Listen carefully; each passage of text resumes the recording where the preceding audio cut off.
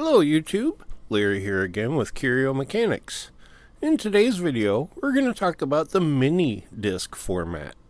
It wasn't extremely popular here in the United States, but worldwide it did get quite a following. I'm going to try and experiment with this video that I will tell you about at the end of the video. But in the meantime, let's get rolling. You ever have one of those moments where you look around your apartment, take stock of your life choices, and realize you've accidentally become the local collector of a format your entire country collectively shrugged at? Because that's me. I own multiple mini disc players. Portable ones, hi-fi decks, recorders, units with jog wheels, units with jog dials, units that look like props from a late 90s sci-fi show where the writers didn't understand how computers work. And the funniest part? I live in America, the one place on Earth where mini disc was about as culturally relevant as the metric system. But today I want to talk about this weird, wonderful, stubborn little format, because mini disc wasn't just another failed Sony thing.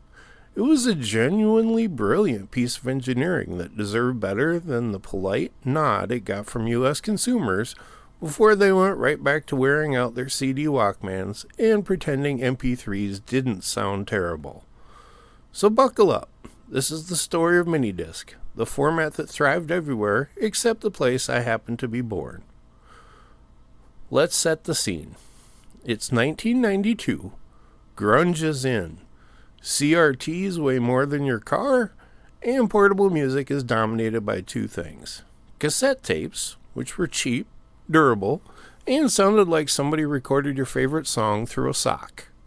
CDs, which sounded great, but skipped if you so much as thought about jogging.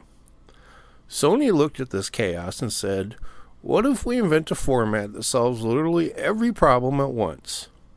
And then they did what Sony always does. They invented something brilliant, over-engineered it, marketed it weirdly, and then watched it succeed everywhere except the United States. Minidisc was supposed to be the future. A tiny, rewritable, shock-proof, digital audio format with editing features that felt like witchcraft in the 90s. And honestly, it was the future. Just not our future. Minidisc wasn't just a tiny CD. It was a magneto-optical format, which means a laser heats up a microscopic spot on the disc, a magnetic head flips the polarity of that spot, the disc cools instantly, locking in the data. A different laser reads it back using the Kerr effect, which is a real physics term and not the name of a 90s sitcom character. This is the kind of engineering that happens when a company gives its R&D department too much coffee and not enough adult supervision. But the result was incredible. Shockproof playback, rewrite capability, insanely long lifespan, near instant editing. You could literally delete a track in the middle of an album and the disc would just reorganize itself, like a tiny librarian with perfect handwriting. Try doing that with a cassette. You can't. You'll just end up with a tape that looks like linguine. Now, let's talk about ATRAC, ATRAC, Sony's proprietary audio codec. ATRAC is what happens when engineers say, we can compress audio, but what if we compress it politely? It wasn't MP3, it wasn't WAV. It was its own thing. A psychoacoustic codec designed to preserve the parts of the audio your brain actually cares about. And here's the wild part. ATRAC sounded good, like suspiciously good for the 90s. Meanwhile, early MP3s sounded like someone recorded a dial-up modem drowning in a bathtub. But because Sony insisted on keeping ATRAC locked inside their ecosystem, like a dragon guarding a treasure, the rest of the world shrugged and said, cool, but I'm going to keep using Napster. Let's talk about the elephant in the room. Minidisc was huge in Japan and Europe. In America, not so much. Why? Americans were still married to CDs. We loved our CD players. We loved the giant binders. We loved the ritual of flipping through 200 discs to find the album we actually wanted. Minidisc was asking us to change our habits. Americans don't do that unless the new thing is cheaper, faster, or it comes with free breadsticks. Minidisc was none of those. A portable minidisc player in the 90s cost roughly the same as a used Honda Civic. Meanwhile, a CD Walkman cost like $40 and came with free batteries that lasted 11 minutes.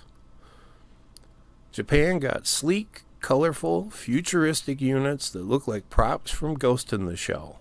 We got silver rectangles, big ones, chunky ones, ones that look like they were designed by someone who had never seen a human hand. By the time Minidisc was hitting its stride, Americans were already downloading music illegally at speeds approaching 0.3 songs per hour. Minidisc was fighting a war it didn't know had already ended. So how did I end up with multiple Minidisc units? Simple.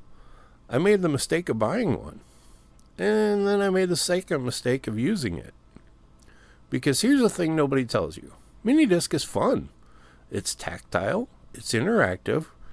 It's the perfect blend of analog ritual and digital convenience.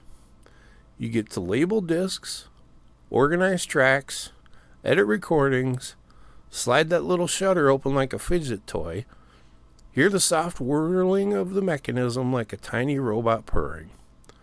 It's the closest thing we have to digital vinyl experience. And once you own one Minidisc player, you start thinking, well, I should probably get a backup. And then, well, I should probably get a hi-fi deck. And then, well, this one is blue. And suddenly you're knee-deep in a format your country forgot existed. In the early 2000s, Sony introduced NetMD, which let you transfer music from your computer to a minidisc.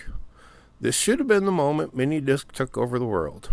But Sony being Sony, they said, okay, you can transfer music, but only in one direction, and only using our software, and only using ATRAC, and you can't upload recordings back to your PC, and if you try, the software will scream at you in Japanese. NetMD was like being given a sports car, but the steering wheel only turns left.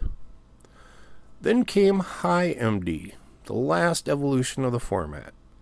HighMD discs could store up to 1 gigabyte. You could record uncompressed PCM audio. You could use the discs as USB storage. It was everything Minidisc fans had ever wanted. And it arrived in 2004, right when the iPod was eating the entire planet. HighMD was brilliant. It was powerful. It was too late. It was the Betamax of the MP3 era. Here's the thing. Minidisc didn't fail because it was bad. It failed because it was too good at the wrong time. But today, Minidisc is having a quiet renaissance. People love the physicality, the collectability, the sound quality, the retro future aesthetic, the fact that it's not just another streaming service you'll forget to cancel. And honestly, I get it. Minidisc feels like a format made by people who cared. Engineers who wanted to build something elegant, something durable, something that would last. And it did. My 20-year-old Minidisc players still work better than half the Bluetooth devices I've bought in the last 5 years. As an American, I can confidently say we blew it. We missed out on shockproof portable music, editable digital recordings, pocket-sized albums, colorful discs, devices that didn't require firmware updates every 10 minutes. Instead, we got CD players with a 40-second anti-skip that skipped anyway, MP3 players that held 12 songs, and the Zune. Minidisc could have been our hero, but we were too busy buying Limp Bizkit CDs at Walmart. So why do I use Minidisc in 2026? Because it's fun. Because it's reliable. Because it's a format with personality. Because it's the perfect blend of analog, ritual, and digital precision. And because every time I slide a disc into the player, you hear that soft mechanical click, I'm feeling like I'm living in the future the 90s promised me. Minidisc isn't just a format, it's a vibe. It's a mood. It's a tiny square of joy wrapped in polycarbonate and stubbornness. And even though America never fully embraced it, I'm glad I did. So that's the story of Minidisc, the brilliant, over-engineered, underappreciated format that deserved a better fate in the US. If you've never used one, try it. If you used to own one, dig it out. And if you're like me and already have a small museum of Minidisc hardware, well, welcome home. So that's it. Thank you for watching as always. But I mentioned an experiment, and that is that this script was partially edited and created by my own LLM, large language model. I've been trying to learn how to train one and working on it. I know it's very controversial these days to use generated content, but I wanted to see how it goes and give this model I'm working on a good bullet test. I think overall it did do okay.